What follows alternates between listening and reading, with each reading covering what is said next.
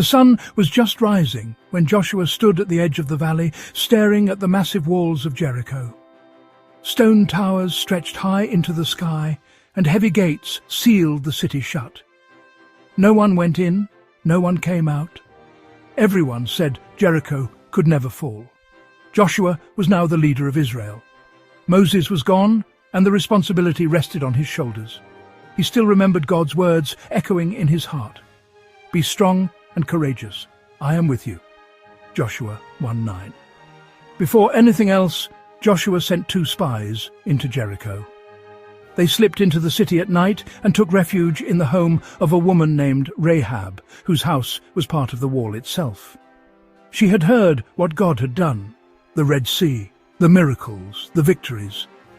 And quietly she said, "The Lord your God is God over heaven and earth." Joshua 2:11. She hid the spies on her roof while soldiers searched the streets. Before they left, they promised to spare her family, as long as she tied a scarlet cord in her window. Soon the army of Israel gathered around Jericho. Everyone expected battle cries, ladders, swords. But instead, Joshua gave a different order. They would walk, one time around the city each day, priests carrying the ark, trumpets sounding softly, no one speaking, just marching. People on the walls laughed, others watched nervously.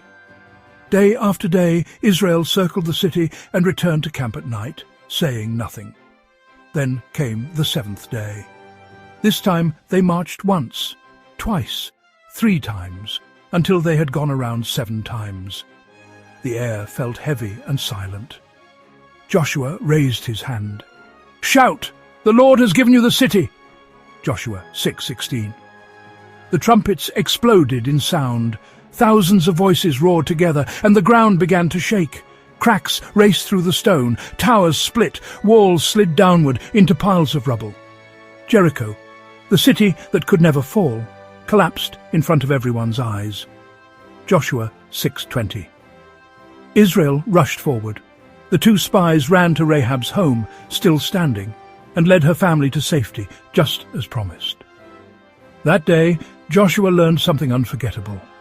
When God leads the way, even the strongest walls cannot stand.